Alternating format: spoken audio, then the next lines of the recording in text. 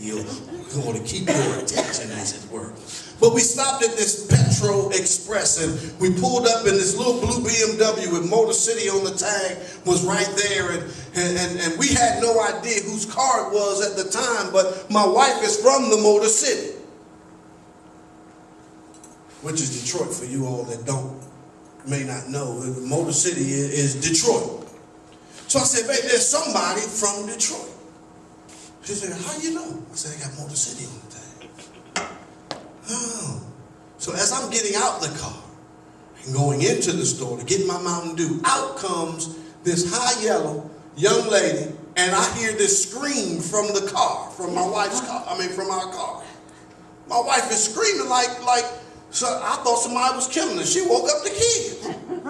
Lo and behold, the young lady coming out of the Petro Express as I was going into the Petro Express was her best friend from high school. Now you tell me that's a coincidence. I say that's a God experience. You see, because there was no reason for God to speak into my life way down in Kings Mountain to stop in Charlotte and then to stop at exit 49 and I go to a Petro Express where I don't need gas and we run into someone that my wife knows very dearly from Detroit. So they held about a 30-minute conversation as I finished my Mountain Dew and we're now 45 minutes behind on our trip to get back to the DC area and we began to talk to her and I told Sheila, that's her name. I said, Sheila, God I just got this overwhelming feeling that God was telling us we need to come to Charlotte. So we stopped here, and lo and behold, here you are. She said, well, Charlotte is an up-and-coming city.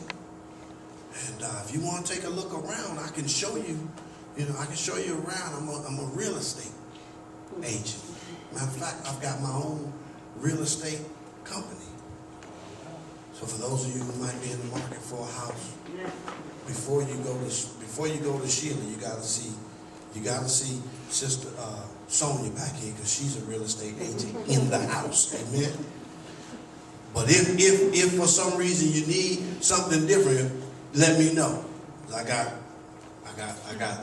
got somebody else for you. Just some people like to have a couple different options, Sonia. But I'm sending them to you first. Amen. Amen. Because you are in the house. All right. So she's a real estate agent. So we didn't have time to stop right now to go look at these houses, and she didn't have what she needed to take us around to show us these houses that were for sale. But we went back with the intentions of coming back down a week later, which we did on a Friday evening, and we hung out with her. And on Saturday we got up and we went around the city of Charlotte, the north end, the south end, uptown, downtown, around town. She showed us all kinds of homes. We found one that we liked up here on the north end. We had this both of us had this overwhelming feeling that this was the house. We put a contract on the house that day. That was on Saturday. On Wednesday of the following week, that contract was accepted, and 30 days later, we were in Charlotte. Now, after we got here, I started asking myself, now, why are we in Charlotte? Have you ever asked yourself, why am I here? What am I here for? What in the world can God use me to do in Charlotte? Well, that wasn't the question I was asking. I said, why in the world would God want me here in Charlotte? Knew he wanted me here, was determined to be obedient and go. But what in the world does he want me here for? That Wednesday, school started. My daughter got on the bus, went to school. She got school was letting out. My wife and I had gone to the furniture store while she was in school, thinking we had enough time to get back before she got off the bus. We're in the furniture store. We noticed that the time was getting close. So we go to the car, we put the key in the ignition, and the car doesn't start. Oh boy, well, I only been here 2 days. I don't know the neighbor to my left. I don't know the neighbor to my right. I'm in a city where I don't have many friends. Matter of fact, I don't know nobody. I literally have nobody to call. What do? We sit in the car, we call the tow truck company. Tow truck says it's going to take them an hour and a half to get to us, to tow us back to the house. It wasn't the battery, it was getting a nice start. Everything was working fine, but the car just wouldn't turn over.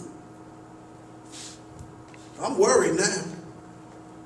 My daughter is only 6 years old at the time.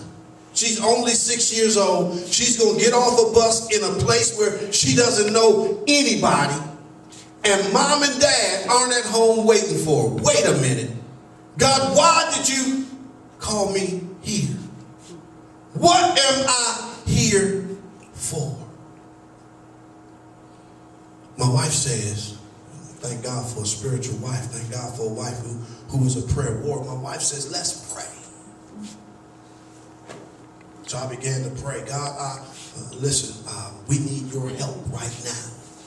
Our daughter is getting off the bus in 15 minutes and we are 12 minutes away. We need your help right now so that we are able to get to her before she gets off the bus. We need your assistance. We don't understand why you've called us here, but we follow the voice of the Lord to come here. So we're going to do exactly what you've called us to do. But right now, I'm going to need you to show yourself strong and mighty. I'm going to need you to help me. Not in 15 minutes, not in 5 minutes. I need your help now. In Jesus' name we pray, amen. My wife said, put the kid in this and see what happens. If she was here, she'd attest to my story.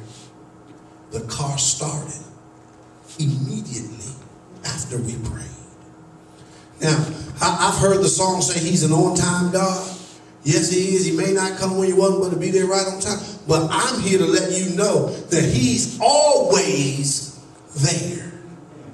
He'll never leave you nor forsake you. When you need him, he's going to show up. When you need him, he's already there.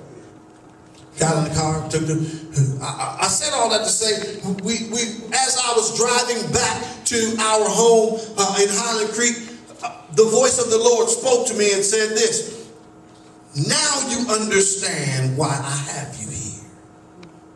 Because I need you in a place where you can hear my voice. I have you in a place where you can hear my voice. I need you here because there's some things that I want to do in you, and there's some things I want to do through you, but you've got to be able to hear my voice. Some of you out here right now today don't understand why you're even sitting where you're sitting right now, but I want to let you know that the voice of the Lord is speaking clearly through me to you right now, that you are here for a purpose. God has an assignment for you, and he needs you in a place where you won't be distracted. If I had gone to Atlanta, I would be distracted because I have an alumni association that was very strong from Tuskegee University, and I had many friends that I graduated from college with who were in high-level management positions and could have given me a job right out of the gates, and I would not have had to rely on God because I had the connection. Got family in Atlanta. But God said, go to Charlotte where you can hear my voice. There's something I want to do through you, and there's something I've got to do in you, but you need to be in a place where you can hear my voice.